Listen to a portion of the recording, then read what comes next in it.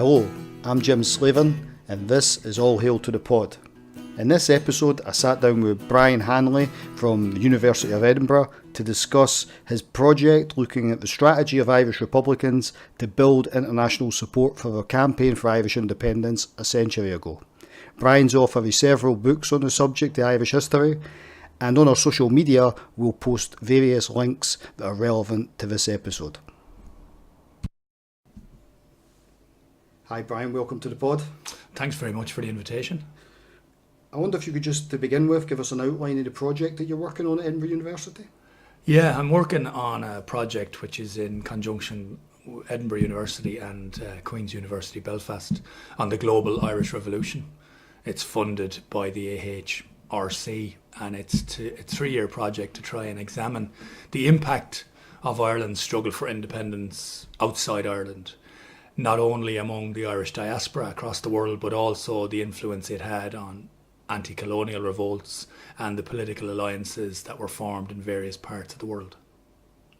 And that's fascinating in the context of what we could describe as revolutionary republicanism. There has always been various strands there throughout history, but from the time of United Irishmen on, right through the 19th century, the Fenians and what have you, there was always an element within that was outward looking and looking to build alliances and to looking to work with the diaspora as well. So in the context of the 1916 Rising and the period you're looking at, is it a continuation of that, or is this something that you think is different and unique to the period? Part of it is a continuation of that. The existing Irish revolutionary networks in America, going back to the Fenian period, in Britain, in England and Scotland and Wales, and also to a lesser extent in other parts of the world, were rejuvenated by the events in Ireland, and they do play an important role. But you also then have a whole influx of a whole new layers of activists who are interested in Ireland, because they can actually see that at this point Ireland is actually looking to gain independence. And that's also because of the global context, because firstly, you have the experience of the First World War. By 1917, the Americans enter the war and the Russians leave the war. And both those events have a big effect in Ireland. The Americans, under President Woodrow Wilson, in theory are talking about the right of self-determination for nations. They're saying that when this war is over, the old empires will no longer be able to rule in the old way. You'll have to see, to some extent, a breakup of imperialism. That's very attractive to Irish people, and from 1917 onwards, Sinn Féin in Ireland are very much stressing that Wilson's message applies to Ireland and that Ireland has to have a place at any post-war peace conference. And then you also have the Bolsheviks in Russia, a big impact in Ireland. A lot of people very interested in it. The Bolsheviks, Trotsky says in December 1918, if this self-determination that Wilson talks about doesn't apply to the Irish, doesn't apply to the Indians, doesn't apply to the Egyptians, then it's hypocrisy. That's actually reprinted and used in a leaflet for a big meeting in Dublin at that time. So people are looking at two major events really, what's happening in Russia, and also the fact that the Americans are talking about a new world order essentially, which many people in Ireland perceive as meaning independence for small nations like themselves. So in some ways we can look at it from two different perspectives. There is the Irish nationalism, that sense of republicanism, trying to get independence and look after themselves, and taking that outward in the globe and making alliances with other nations struggling for independence, but also in the context of a sort of class struggle with the Soviet Union and people looking for that internationalism and maybe the spread of Soviets as well through the world. So in some ways they would be pulling apart, but within Irish republicanism there's also the history of those elements working together. So was there a tension there, or was it seen as being complementary? I think there was a tension in the end, but in 1917, 1918 people wouldn't have perceived one at all. There's, I suppose, a view in Ireland which is really dates from the 1930s onwards, that Catholic Ireland was intensely anti-communist. That certainly does become the case, but in 1918, 1919, it's not. All kinds of people, not just the left, praise the Bolsheviks, because the Bolsheviks have, taken Russia out of the war. They seem to be challenging empires across the world. They're talking about freedom for Ireland, so therefore you've got a lot of enthusiasm in Ireland for the Bolshevik revolution. And one way that expresses itself is that there's a whole series of events in Ireland in April 1919, which will centenary is coming up. In Limerick, there's a general strike against British military curfew, and that's called the Limerick Soviet, and the term Soviet becomes a very widespread one for all kinds of workplace takeovers across Ireland in this period. So that shows the influence of the Bolsheviks. But at the same time, you've got this, which becomes a very concrete notion. The Home Rulers, the constitutional so-called Irish nationalists, had said that Sinn Féin's idea of a republic was madness, that it simply couldn't happen.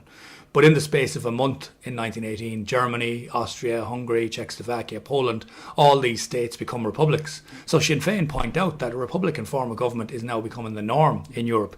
Father Michael O'Flanagan, who's the Sinn Féin's vice president, during the December 1918 election campaign, he talks about how Poland and Finland and the Ukraine were today free from the subjugation of the Russian yoke. And the man who 5 years ago would have ventured to predict that would have been told he was rainbow chasing like Sinn Féiners. In Austria, the Bohemians and the Czechs were also free, and there were no hearts in Ireland more rejoiced than Irish hearts that Bohemia was a republic. So that's been referenced a lot, what's happening in Europe, the fact that republics are being established. And his reference to rainbow chasing was that the Home Rule Party's nickname for Sinn Féin was the Rainbow Chasers, because the Sinn Féin flag of green, white and orange was supposed to resemble the colours of the rainbow. The Home Rulers had the traditional green flag. So in Sinn Féin are saying there's absolutely nothing strange about wanting a republic. This is what most peoples are going to live under. Russia has become a republic, Germany has become a republic, and so on. So it plays a big part in their propaganda within Ireland. And after 1916 rebellion, and then you have the Russian Revolution, and that period after, a lot of people as well in anti-colonial struggles, or even in black independence movements and black nationalist movements in the United States, would have looked to Ireland as a sort of beacon of hope, and would have looked to, particularly people like Marcus Garvey, would have looked to De Valera and what have you. So was that feeling mutual? Was there an attempt to try and make connections there formally? Yeah, I mean, Frank Gallagher, who's involved again in the kind of propaganda for Dáil Éireann and for the Republican movement, talks about how our brothers in pain are the Indians and the Egyptians. India and Egypt loom very large.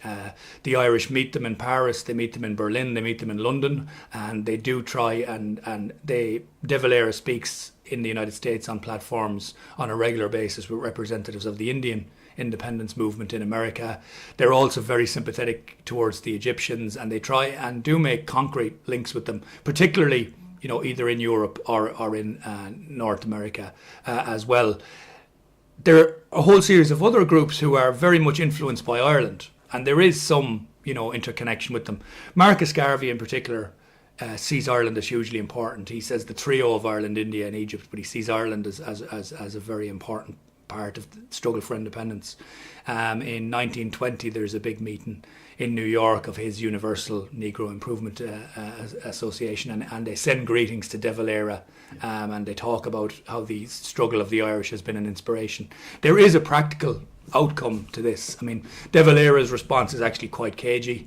When he's in the United States, he's very pragmatic, and he's very careful not to cross certain lines in American politics. But in August 1920, there's worldwide attention given to the hunger strike of Terence MacSweeney. This is a huge issue. It's probably the biggest single issue that gets attention on a global level during that period from Ireland. Longshoremen in New York, Irish longshoremen, are picketed by Irish Republican female activists who call for a boycott of British shipping. This is also linked to the visit of Cardinal Mannix from Australia, who was Irish-born, a very prominent Irish nationalist in Australian politics. He played a major role in the campaign against conscription in Australia. There's a rumour that British sailors had insulted Mannix when he was on board a ship in New York, and there's also then a call for a boycott because of the hunger strike of MacSweeney. So numbers of Irish dockers walk out and begin to picket the area around Hell's Kitchen, actually, in West Manhattan. These women pickets also appeal to African American dockers and to Italian dockers and Greek dockers and so on, and they produce propaganda in different languages as well, and they produce leaflets saying freedom for Africa, freedom for Ireland. Now, the numbers of African American and other dockers take strike action and actually go on strike. And this is commented on in the Irish papers, in the British papers, as well as in the American press. And behind the scenes, there's quite torturous negotiations. The reality is, that actually there's a lot of bad feeling. There's historic rivalry between the different ethnic groups. There's historically a really antagonistic relationship between the Irish dockers and their African American counterparts.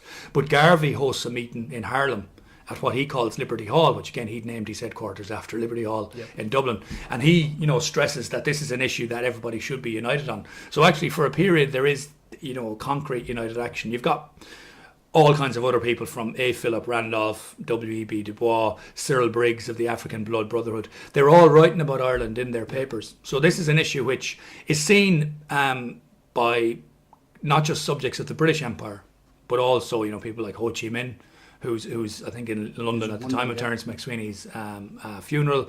They do see the Irish issue as hugely significant, because if Ireland could break away from the British Empire, it being in a geographically a very difficult position to try and do so, then what might that mean for other colonial peoples as well? So you've got a diplomatic struggle in Paris. The Irish have a permanent delegation attempting to get to the peace talks, and they never succeed in doing that. But they meet all sorts of other people while they're there, and they produce propaganda in dozens of languages, which is circulated throughout Europe and the rest of the world too. So they're very much aware that it's important to speak to people outside of Ireland. And crucially for Garvey and a few of the other ones that you've mentioned, the character of the Irish struggle was important to them because it focused on national independence, but also because there was a huge emphasis placed on exiles, on the diaspora, and they seen a direct parallel there with their struggle. And was that something that was fostered particularly on the Irish side? Yeah, I mean the Irish were very aware of the need to mobilise their diaspora. And to mobilise it in ways that it hadn't probably been mobilised before. There's lots of different strands to that. There's the financial strand, trying to raise money, particularly in the United States. There's differences in every place as well. I mean, the United States was in many ways unique in the ability to mobilise huge numbers of Irish Americans and even people beyond their ranks, because it's much more difficult in England, Scotland and Wales for a variety of reasons. It's difficult again in Australia, New Zealand, Canada, Newfoundland, Quebec and so on. There's differences in all those places. America, they're probably the most successful. But there's an awareness too, which maybe today we're not so clear about. I mean, the Irish comparatively were in quite a weak position. The reality was Wilson's self-determination didn't apply to the Irish or to the Vietnamese or the Indians or the Egyptians. Robert Lansing, who was the US Secretary of State, one of Wilson's key men, wrote shortly after Wilson had made all these pronouncements that, the more I think of the President's declaration as to the right of self-determination, the more convinced I am of the danger of putting such ideas in the minds of certain races. It is bound to be the basis of impossible demands on the Peace Congress and create trouble in many lands. What effect will it have on the Irish, the Indians, the Egyptians, the nationalists among the Boers? Will it not breed discontent, disorder and rebellion? The phrase is simply loaded with dynamite and will raise hopes which can never be realised. And what the Irish found, of course, was that the only empires that were being broken up at Versailles were the empires of the losing powers, of Germany, the Ottoman Empire, Austria-Hungary and so on. Britain was on the winning side, so Britain was under no obligation to lose anything. The French weren't interested in helping the Irish at an official level, and neither really was Wilson and the Americans either. So they spend an awful lot of time trying to do this diplomatically, and at the official level don't have much success. But in terms of hearts and minds and making the Irish issue a big deal, they are more successful. But then the other side of the revolution is what's happening in Ireland. They couldn't have done any of this unless there was a political and military struggle going on in Ireland itself. And publicising atrocities like Bloody Sunday or the sack of Balbriggan or the burning of Cork, publicising the hunger strike of McSweeney and so on, that's vital as well. And that wouldn't have been happening unless there was this campaign. But Harry Boland in August 1920 writes to Joseph McGarrity, one of the key Republican figures in the Clan na Gael in the US. And what he says is, it's obvious left to ourselves, we cannot hope to win the final victory. And he says, and our dream is a worldwide organisation with a plan of campaign whereby we can meet the enemy not alone in Ireland but all over the globe. Thus only can Britain be shown the power of Ireland. To Australia, Canada, South Africa, India, Egypt and Moscow our men must go to make common cause against the common foe. And what he's also reflecting there is that, in July 1921, the IRA had maybe 70,000 volunteers on paper, but they had 3,000 rifles, 5,000 handguns, and I think less than 100 machine guns of various types. So, they're comparatively poorly armed. The British have 10,000 troops in Dublin alone, who are obviously all armed. They've got huge military power, even if there is constraints on them because of other things that are happening across the globe as well. But you mightn't necessarily realise that in Ireland. So the Irish have to go global, to get weaponry, to get money, to get political support, to put pressure on the British. It necessitates this kind of global campaign. So the diaspora are key because they're there already, and some of them have a tradition of support. But as I say, lots of newer people are drawn in. And you've got all kinds of little stories that are just, reflective of how Ireland had an impact. In Cork in 1921, 2 railway workers are murdered by the Black and Tans. And at the time there's substantial trade union involvement, which we can talk about if you want. But in Victoria and Australia, a couple of non-Irish left-wing Australian railway workers begin a campaign about this, and begin a campaign among Victorian railway workers, which leads to strikes and boycotts, causes major upheaval in Victoria because it's seen as importing this foreign subversion. But these guys aren't Irish at all, but they're inspired by what they're hearing from Ireland, because it's also a moment of international working class solidarity, and what they're hearing about from Ireland seems to chime with what they're hearing from other parts of the world as well. So that needs to be, I suppose, talked about a little bit more. So again, we're talking about these two elements to it as well, where there's that international solidarity. We're at a time where there's a wave of strikes across Europe, but also there's this element that the Secretary of State that you quoted mentioned, where he brings race into it as well. And there's a lot of reports coming from New York at the time for the police and intelligence services of the US State Department, who comment that all the black speakers in Harlem are all talking about Ireland. And the concern for the US government was that would have an impact on this, exactly what you're saying, the diaspora for Egypt, India, and they also mentioned Mexicans. But what's interesting about that is that puts Ireland and Irish people in a sort of racial category with Indians, Egyptians, Mexicans, and blacks in America. So is there something happening there as well about defining who is ourselves alone, who is ourselves, and then how that's been defined by others as well in a revolutionary context?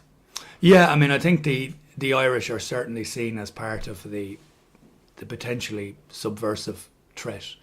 At the same time, there's a big contradiction there, because they're already a fairly powerful constituency in the United States, and they, through the Democratic Party, were already major players in a lot of American cities, and often had antagonistic relationships with other ethnic groups, particularly African Americans. So you've got a group called the Irish Progressive League, who are a relatively small Irish left-wing group in New York, who from 1916, 1917 had been really trying to build alliances with American progressives. In 1917, there's an election in New York, and they campaigned for Maurice Hillquit, who was the Socialist Party candidate, against Irish American candidates. And they also then punch above their weight when the big American campaigns start, because they're already on the ground. There's a lot of tension between them and people like John Devoy, who isn't particularly interested in these issues, but is a very important figure in the historic Fenian kind of network in the United States. And from place to place, you get different responses. Again, when the Irish Republicans start to collect money and they start this bond scheme in the US, most of the people who contribute are probably Irish or Irish American. A lot of them are poor. The Wall Street Journal, says firstly it's completely illegitimate because it's foreign governments, foreign subversives attempted to form a government collecting money in America, and says most of the money has been given by Irish domestic servants or those of less intelligence, of like or less intelligence, which again gives you some idea of what they think about it. But in the Irish World, in other newspapers, they report, for example, that in the Bronx, Jewish Americans are contributing heavily. And they also talk about, they use the language of the time, Negroes and Chinamen have given. And there's big rallies after Max Sweeney's death, which are addressed by rabbis and prominent American Jewish speakers as well. And I suppose what's interesting in America is that while the Irish American constituency is heavily Catholic, the Irish Republicans don't appeal to that Catholicism. Well, there's often bishops and priests certainly present on platforms and at rallies. They never make it a religious appeal to Irish Catholics. They make it an appeal to Irish people as a nationality, and they stress again and again that that can include any religion. And at all the big rallies, you usually have either American Protestant ministers, Methodist, Presbyterians, Episcopalians and so on, or people who've come from Ireland. One, a fascinating character called James Irwin, who has a link with Edinburgh, which we could talk about possibly if you want. Yeah, absolutely. James Irwin, as you say, is a fascinating character, Presbyterian minister, born in Ireland, but eventually settles in Edinburgh for many years and then returns to Ireland. But a good friend, Eamon De Valera, somebody who toured in the United States with him as well. Just want to give us a sort of sense of the crucial role that played, given the constituency De Valera was appealing to would be predominantly Irish Catholic, but having somebody like Irwin there as a Presbyterian minister alongside him on the stage, completely debunking the myth that this was some sort of sectarian conflict. Yeah, I mean, there's actually, Irwin was from Derry originally. He'd been educated in Edinburgh, then went back to Ireland. He's a minister in Antrim up till 1919. And then he's a Republican, and De Valera wants him to come to America because the Unionists have sent MPs to the United States to campaign against Irish independence. And they stress that what's happening is essentially a Catholic plot to take over Ireland. And that has a certain constituency in America. It's a time of rising nativism, as well as the post-war radicalism. You also in America have a Red Scare. You've got the emergence of the Ku Klux Klan as a popular phenomenon. You've got a rise in nativism, of whom Irish Catholics are also the victims, including the fatal victims in certain areas. But De Valera and the Irish Republicans want to stress that within Ireland that this is not a religious question. So Irwin speaks at a lot of the big rallies across the United States, as do a number of other Protestant ministers. In Atlanta, for example, in Georgia, he stresses that Protestantism, if it stands for anything on God's earth, stands for liberty and freedom, freedom of thought, freedom of conscience, civil and religious liberty have always been the motto of Protestantism. Protestantism should stand for the freedom of all peoples in the world, irrespective of their religious faith, Catholic or Protestant, Jew or Mohammedan. So I mean, in Atlanta, many of the audience would have been probably Protestant, and the Republicans are conscious of the fact that they need to, to speak to these questions there as well. But they very much stress, firstly, the historic contribution of Protestants to Irish republicanism. So Tone, Emmett and so on will always be mentioned, John Mitchell in the United States as well. But they also stress that in Ireland today that this is not a religious question. On the other hand, the Unionists mobilise organisations called the Loyal Coalition, for example, which is a nativist organisation of American Protestants who stress that the Irish are trying to disrupt the historic relationship between America and Britain. So you've got that sense too. In Canada, the Orange Order are a major force, so this becomes a question. There, the main Sinn Féin representative is a man called Lindsay Crawford, who's a former Orangeman, who was actually one of the founders of the Independent Orange Order in Belfast in the early 1900s, and who became a Republican and is the main Irish Republican spokesperson in Canada in that era. It's also there to a lesser extent in Australia and New Zealand. You've got unionist organisations which are formed basically on a sectarian basis to try and oppose Irish independence. One of them, in Melbourne, there's a rally of loyalists, and they say that the idea of independence for Ireland is ridiculous. It's as ridiculous as if Australia would be handed over to the Aborigines, and again this kind of language is used too. So, but the Irish Republicans tend to not enter into that game. They tend to stress the universality of Irish republicanism, that it applies to all Irish people no matter what their faith. And there's one, just on James Irwin, one of the times he's touring America with De Valera's in October 1920, and there's an interesting incident in Birmingham, Alabama. There's a lot of protest by the Ku Klux Klan against De Valera's visit, and on the sectarian basis really, and they're organising saying Catholics are welcome in Birmingham, Alabama. De Valera arrives, speaks to the big audience. He's introduced by James Irwin, trying to make the very point that we're talking about the non-sectarian struggle that the Irish people are involved in for independence. But I just want to quote something that De Valera says to the meeting. He says, "Ireland is now the last white nation that is deprived of its liberty."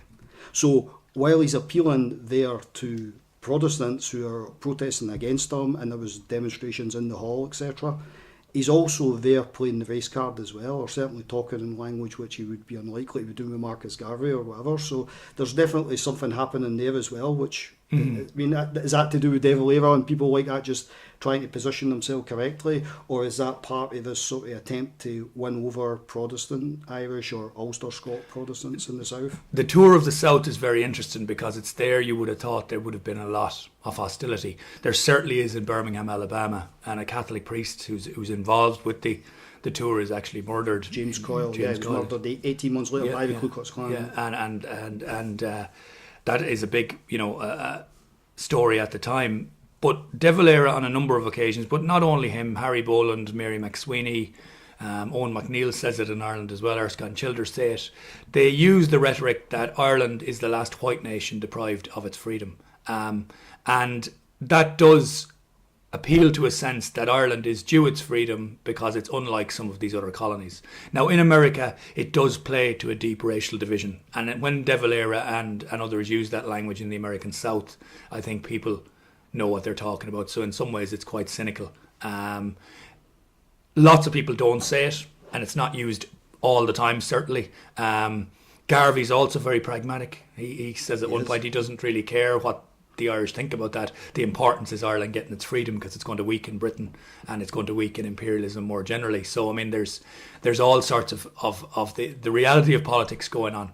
But they do use this language sometimes. They don't use explicitly racist language, but they do appeal to this idea of the Irish as white, which sometimes, again, some of their allies across the world do as well. So, for example, in Britain, there's a lot of unease about the atrocities of Black and Tans and so on. In 1921, I think the Peace with Ireland Council publishes a pamphlet and says, what's happening in Ireland is disgraceful because the Irish are a white people who are actually quite like the English, So there's a sense that, okay, self-determination might be legitimate for Ireland, but that doesn't mean it applies to other people. And what you do find as well is that while India and Egypt are certainly seen by the Irish as capable of self-determination, they rarely talk about the other African colonies or other Asian colonies in the same way. Now, partly that's because they probably don't meet them as much.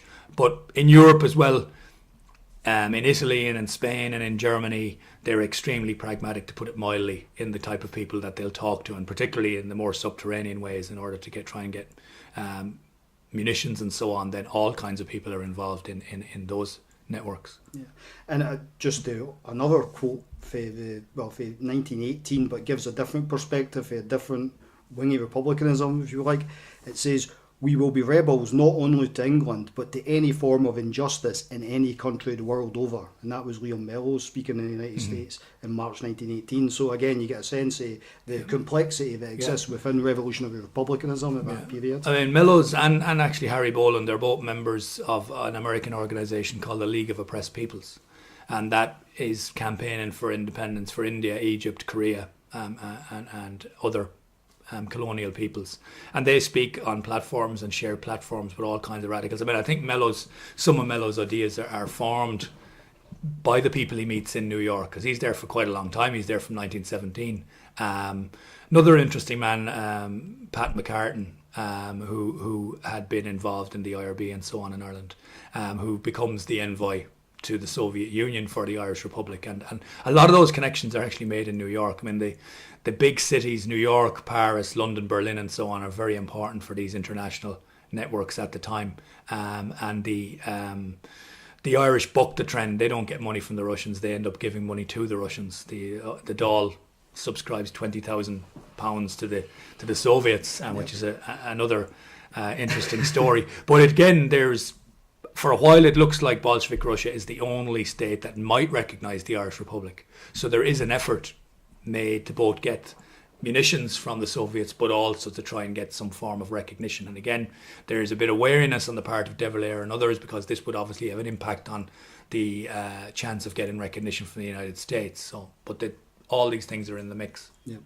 Just to wrap up, I mean, I think we could maybe do another one on the impact of this approach and strategy of Republicans with the diaspora, and in terms of how Scotland is affected by that, because obviously there's a lot of activity in Scotland. Because James Irwin, after we're talking about him with De Valera in 1920, he returns in 1920 and is arrested, and then is a Republican prisoner for 6 months. and then eventually ends up being the parish, the minister at St Michael's in Slateford, and also at St Thomas's in Leith. So there's a connection there with Irwin, but with many other people, with Edinburgh and Glasgow and throughout Scotland as well. So perhaps we could perhaps do a separate.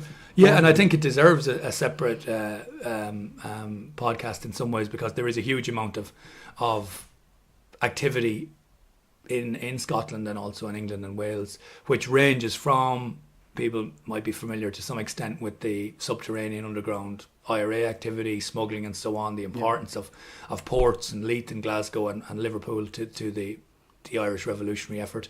Then you've got the public face of Irish republicanism and the self-determination leagues and the attempts to build support among not just the Irish but also broader parts of the labour movement and broader constituencies too. And then these individuals, another Edinburgh connection, a man called William Maloney, who had been in the British Army, wounded at Gallipoli, but was a doctor and was educated in the University of Edinburgh, who becomes an important figure again in Irish Republican propaganda networks in the United States, and a very public figure as well, who I think deserves to have his story retold too. Absolutely, and it's fascinating because it seems so relevant to us. With centenary of the first oil's coming up, but ironically in Scotland and in Ireland we're still struggling with these same questions of nationalism, self-determination, independence and internationalism, and all the different characteristics that go with the struggle for freedom. So it's really quite interesting to look back and see how much currency there still is with many of these debates that took place over that time. Brian, thanks very much. Thank you. And thank you for listening. All Hail to the Pod is produced by Cowgate Media. For more information, visit 107cowgate.com.